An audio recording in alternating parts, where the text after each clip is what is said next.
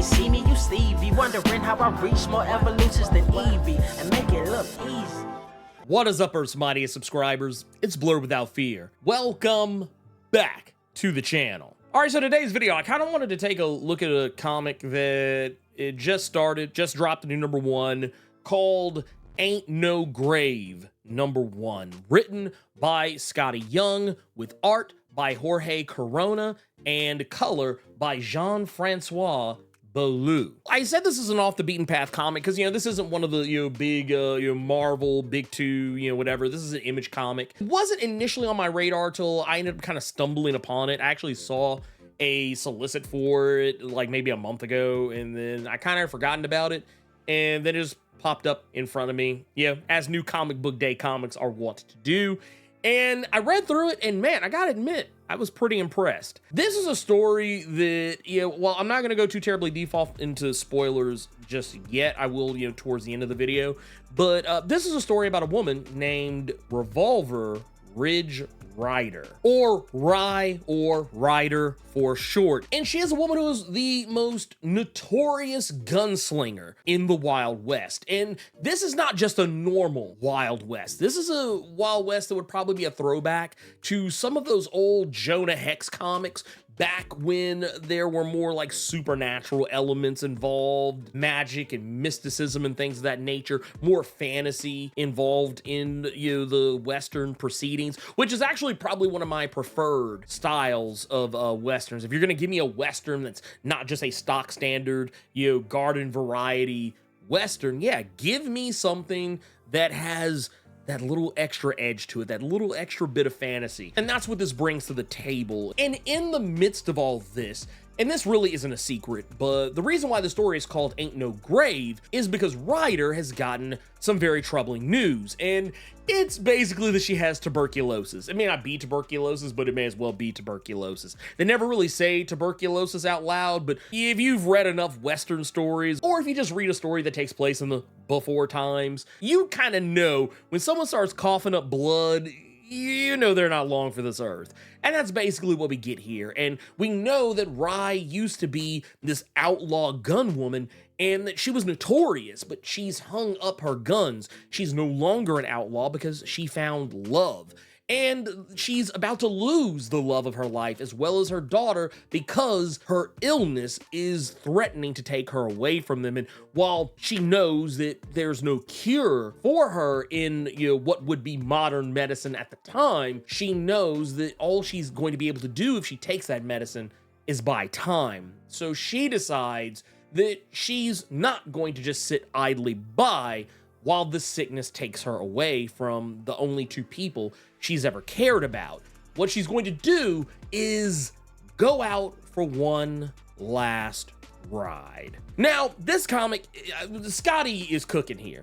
He's cooking here, and I like it because this comic, well, it's a quick read. I'll go ahead and tell you right now, it's a very quick read. I think you're getting like maybe somewhere in the neighborhood of 40 pages in this first issue, but a lot of it's not really filled with dialogue. A lot of it's filled with more introspective traveling moments where you're kind of following this character as she's making her silent journey to ultimately where it is she's trying to go. I'll talk more about that in the spoiler section. The thing I thought was pretty cool about all this is just the fact that, she is, so single-minded in what she wants to do. Does she want to get revenge? Does she want to go get one last score? Does she think that maybe there's some treatment out there that can save her life that maybe no one else knows about? Like, what is it that she's going to do? What is it she's willing to risk never seeing her husband and daughter ever again for?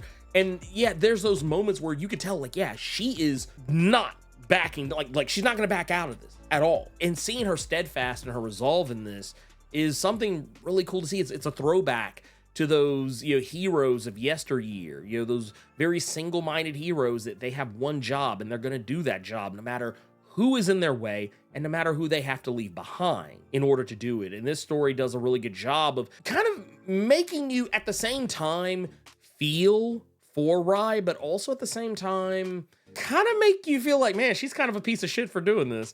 But I mean, once you kind of get to where you're understanding exactly what it is she's aiming to do, I think it all kind of makes you lean a little bit more towards rooting for her than being angry at her for being so selfish. Because what she's doing is not exactly selfish once you kind of get to the bottom of it. The art here by Jorge Corona is fantastic. It's a very like stylized look. If you're familiar with any of Jorge's other works, you kind of already know what to expect. But yeah, this is a very hyper stylized type of art that I feel like if this were ever like an animated series, like people would praise it for just how different it would look. And I feel like people would praise it just period on its own merit just here for the same reasons. The proportions are always just kind of a little bit off. The characters are very like hyper cartoonish looking. It looks really awesome. And the art, despite this being a story that I feel is incredibly serious, it's kind of almost cartoonish look.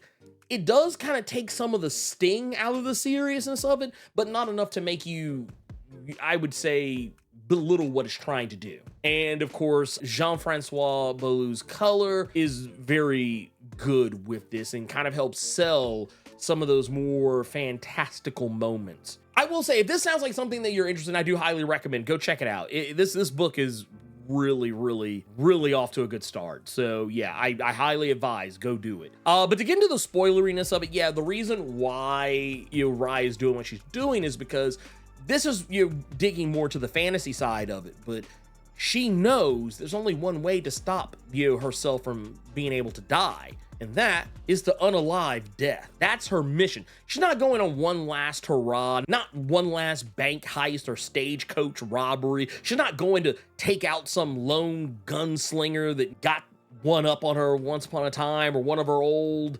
running buddies who stabbed her in the back. No, she is going after death itself. Death personified in this, even paying the 2 pieces of silver to get into what is effectively the underworld and try to take out death. Even the slang terminology they use in this is pretty clever. Instead of saying hell or the underworld, they say cypress. For those unfamiliar, in more classical Greek mythology, the cypress tree is largely associated with death and the underworld and Hades, and that is why when they refer to going to Cyprus, that is the connection. Why Cyprus is kind of a shorthand for going to the underworld. I think that's pretty cool. I like how this kind of sets it up, and we see like other interesting things like ghosts and spirits and specters and whatnot. So yeah, I like how this is kind of shaping up. Like it's one of those stories that it takes place in kind of like a real world setting, but it's giving you that kind of fantastical element that just makes you realize, oh wait, yes, this is a story about some really wild stuff, and I'm here for it. I like what Scotty is doing here with this. This is something that I feel like, I don't know if it will be like a long run. I don't, when I say long running, I kind of mean more just kind of in the vein of like maybe more than 5 or 6 issues. I don't know how far this is going to go. I feel like this is something that, depending on how you cook it, could have legs, but considering that this is about a character who is pretty much on their deathbed, or will be soon, I mean, I think it's safe to say I would be shocked if this went too terribly long. But I do feel like it's a story that could, I think you could easily eke out 6, 7, maybe even 8 issues out of this, maybe even 10 if you play it right. I feel like the novelty could potentially wear off if it runs too long, any longer past that. But so far as it stands, Ain't No Grave is easily one of my new favorite titles. You guessed it, obligatory channel outro time. If you're not subscribed to the channel, consider doing so. Clicking that subscribe button and tapping that notification bell ensures that you get more videos just like this one, and you don't miss any of my other content that I drop throughout the week, plus my live streams every Thursday and Saturday. And if you enjoyed the video, make sure you click that like button, keep it plus ultra, and sound off in the comments.